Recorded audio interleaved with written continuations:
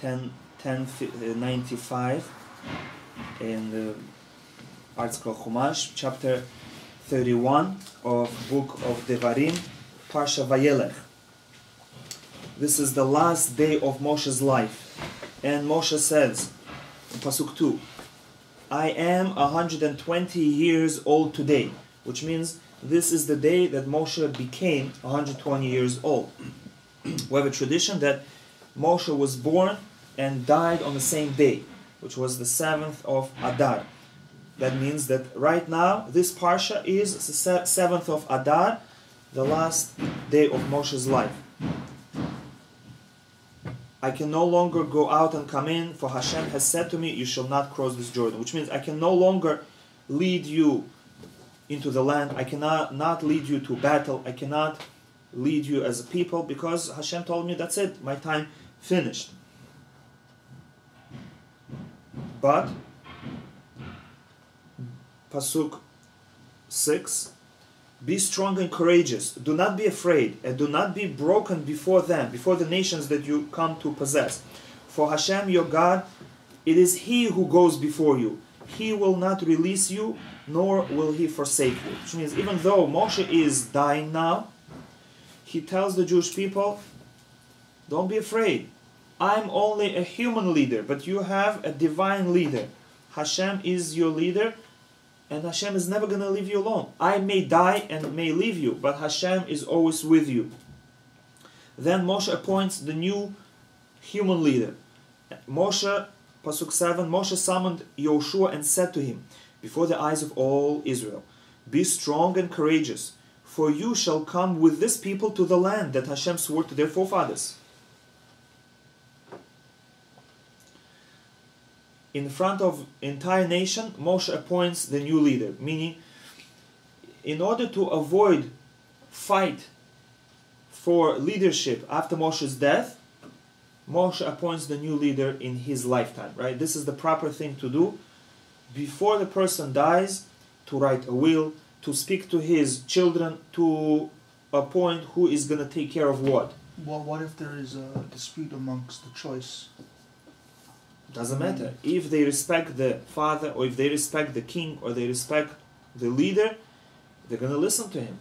And it's the job of the leader to make sure that after he goes, the people are safe, the family is safe. There should not be fights. And any country where there is civil war after the leader dies, that means it's the leader's fault, because he did not prepare the new leader. A family where there is a fight after the elder dies, a grandfather or grandmother, it's the fault of their grandfather or grandmother that they did not look ahead and they did not prevent fights. Whether it's the fights over inheritance, they should have divided the inheritance between children before their death. They should have wrote a clear will and make it known to all the children that there is a will. They should have made final wishes as to where they want to be buried, how, what choices they make in, let's say, the hospital during the last days of their life, whether to resuscitate them or not. All this is very important, and it causes a lot of machloket, a lot of fights between siblings. And afterwards, how to divide the estate, who's going to live in the house, what to do with the house, what to do with the jewelry.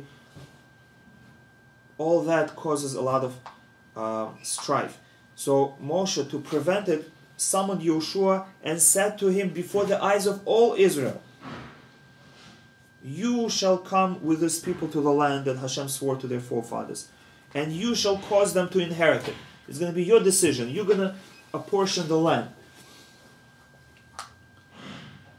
Now, Pasuk 9, Moshe writes the final copy of the Sefer Torah, of the book of the Torah.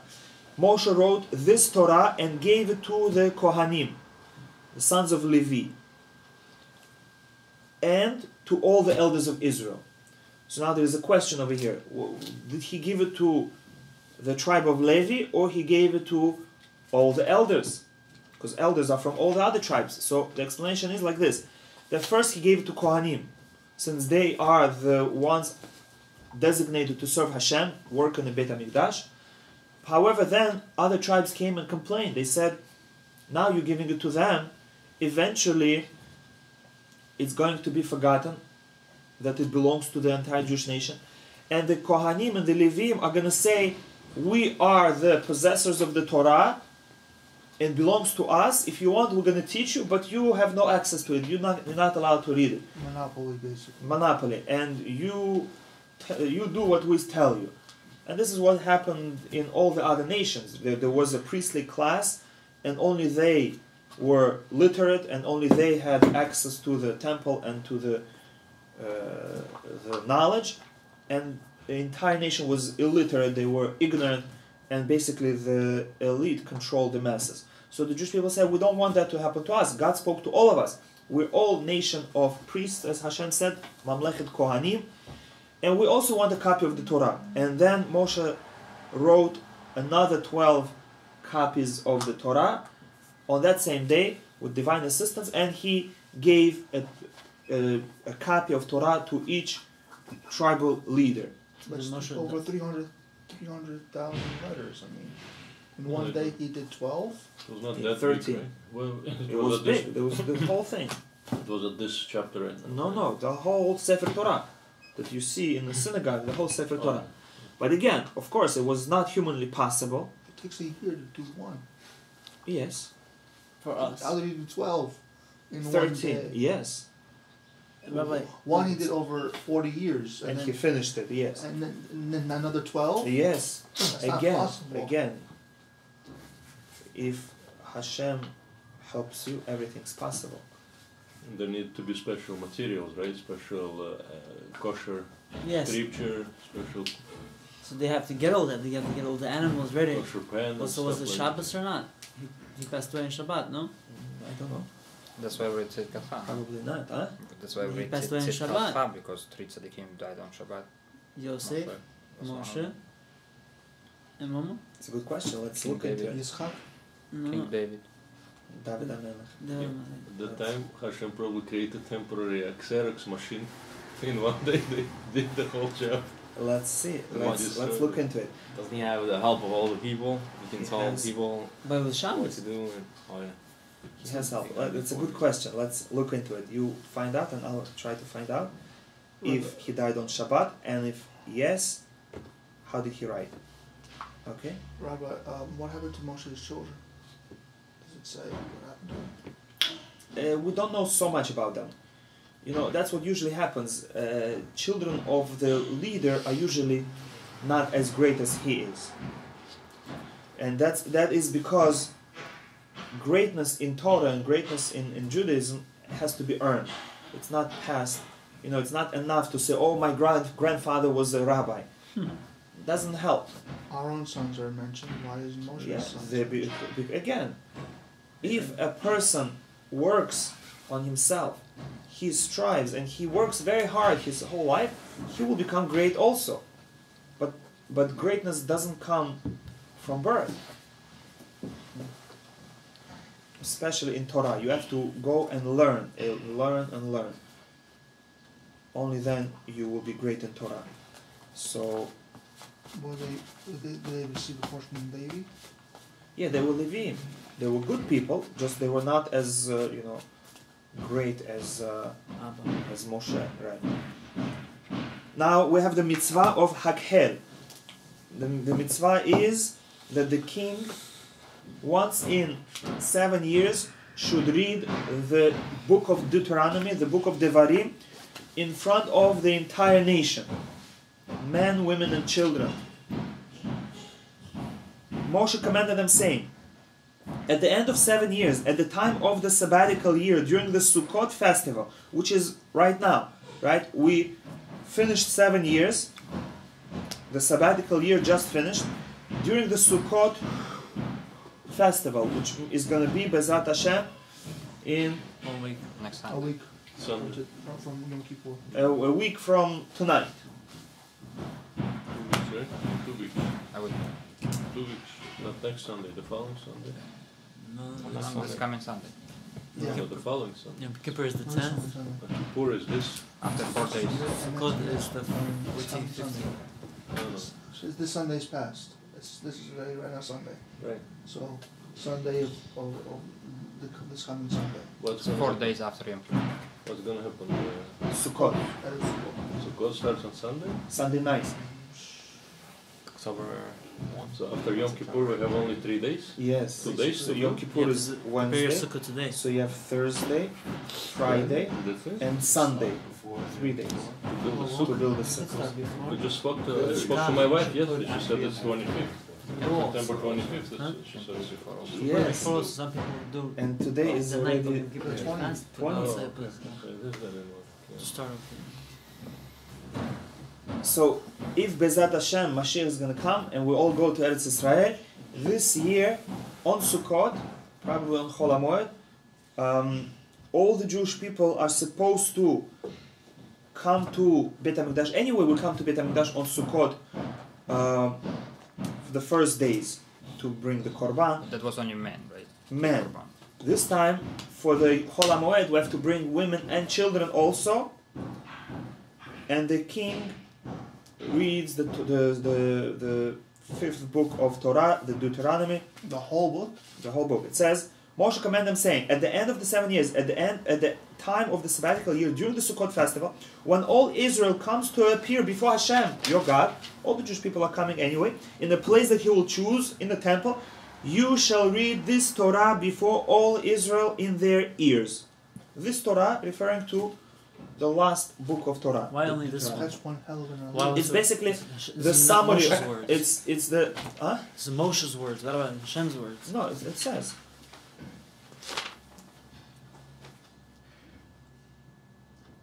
Moshe never says anything on his own, right? It says, Moshe commanded them, saying, right? Gather together the people, the men, the women, and the small children, and your stranger who is in your cities, so that they will hear and so that they will learn.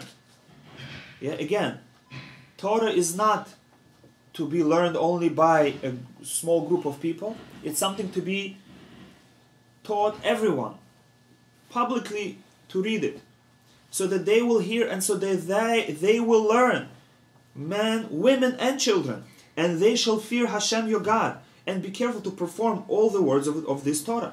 Again, why the book of Deuteronomy? Because the book of Devarim is, on one hand, a summary of the entire Torah. It's a summary of the entire history of the Jewish people. It has a lot of commandments. Probably a third of all the commandments are in this book, and a lot of commandments are repeated as well in addition to the third new ones. And it has a lot of commandments that are very pertinent to day-to-day life. Appointing the king, commandments between man and his fellow, the court system, judges. Who was reading it before they had kings? The shofet.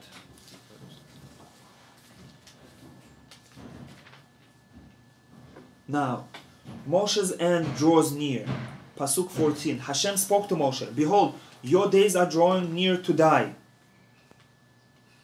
Summon Yoshua, and both of you shall stand in the tent of meeting, and I shall instruct him. And that's what they did. Now Hashem gives a prophecy of Israel's behavior after the death of Moshe and Yoshua. Hashem appeared in the pillar of cloud, and Hashem said to Moshe, behold, you will lie with your forefathers, but this people will rise up and stray after the gods of the foreigners of the land. Which means after Moshe and Yoshua die, the Jewish people will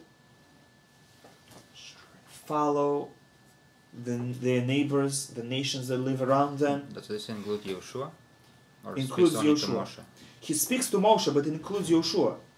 Right? It says, summon Yoshua, and both of you shall stand in the tent of meeting. And historically, that's what we know. As long as Yoshua was alive, Jewish people were on their best behavior. They were perfect. After Yoshua died and they didn't have a leader, they strayed. Why? Rabbi, is this the pasuk Leader. it encodes. It says Yom HaShoah. This? Yeah. I don't know. Does that mean Yeshua wasn't as good of a leader? Because Why? He was. As long as he was alive, Didn't Jewish leave people as- behaved. yeah, but Leader after him. you said that. You said that he didn't appoint. Yeah. He didn't worry about the future. You're right. He actually died 10 years earlier than he was supposed to. And we're going to learn about it when we learn the book of Yoshua. So maybe he didn't expect to die so young. Yeah.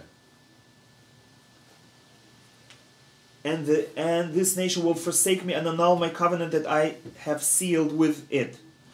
My anger will flare up against it on that day, and I will forsake them. It's going to look like I forsake them, and because I will conceal my face from them, and they will become prey.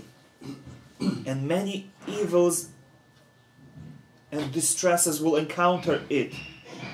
It will say on that day, and then the Jewish people are going to look back and say to themselves, is it not because my God is not in my midst that these evils have come upon me?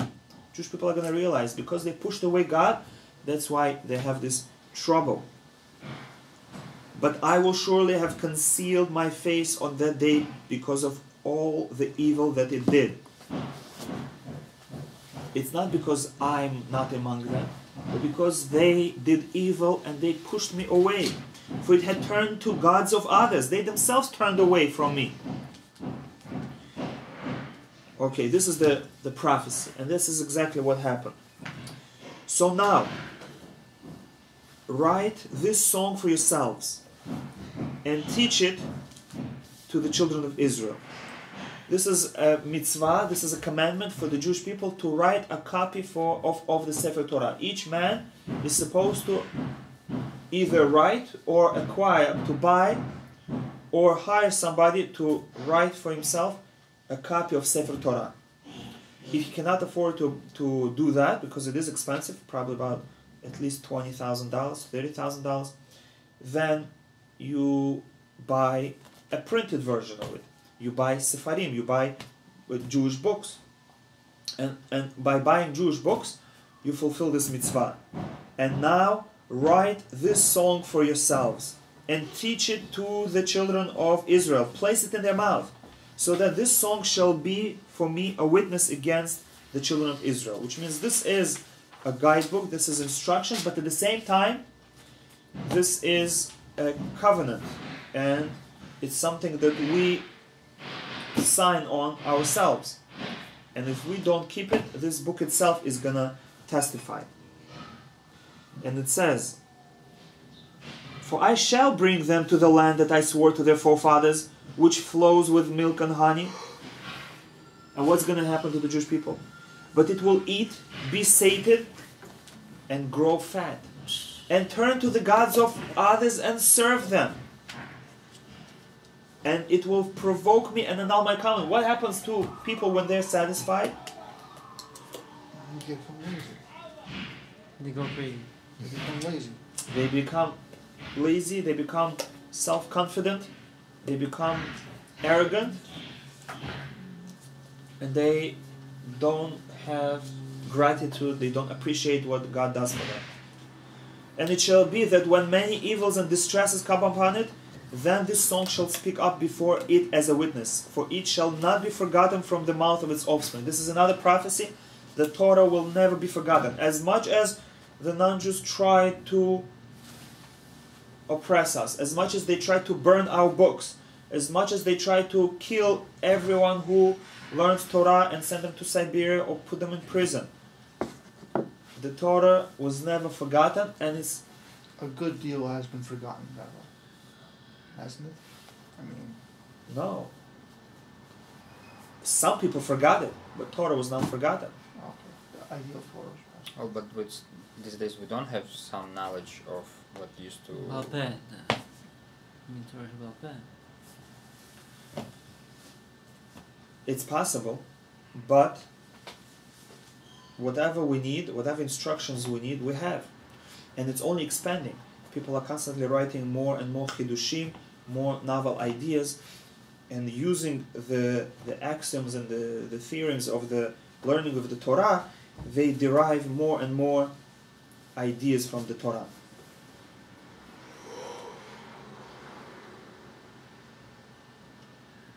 Now Moshe gives the message to the Jewish people. Pasuk 25. Moshe commanded the Levites, and he said, "Take this book of the Torah and place it at the side of the Ark of the Covenant. It shall be there for you as a witness." Pasuk 28. "Gather to me all the elders, and I shall speak these words into their ears, and call heaven and earth to bear witness against them. For I know that after my death you will surely act corruptly, and you will stray from the path that I have commanded you.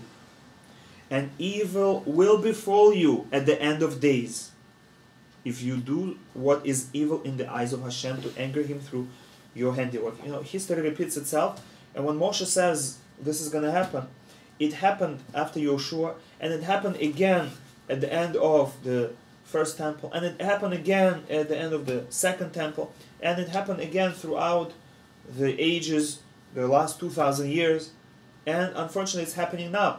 Hashem brought us to the land. I will bring you to the land, and you will eat and be sated. And the Jewish people in the land of Israel are sated. They have everything. It's probably the country that grew the fastest among all the other countries in the whole history of the world. In just probably 40 years, they became a completely self-sufficient, powerful nation. And all they need is the numbers. Imagine, other countries, it took hundreds and sometimes thousands of years to reach the state where Israel got in just few tens of years. And they say it got sated, and that's it provoked God and annulled the covenant. So Moshe says, at the end of days, evil will befall you. Chas v'shalom, it shouldn't happen to us. The Jewish people should, do teshuvah from good, not from bad. And in Pasuk 30, Moshe spoke the words of this song into the ears of the entire congregation of Israel until their conclusion. Even though he will die, but he already wrote the entire Torah before his death. And even about his death, he wrote himself. That's one opinion. Another opinion says that Yeshua wrote the last few sentences of the Torah. Okay, this finishes the chapter Vayelech.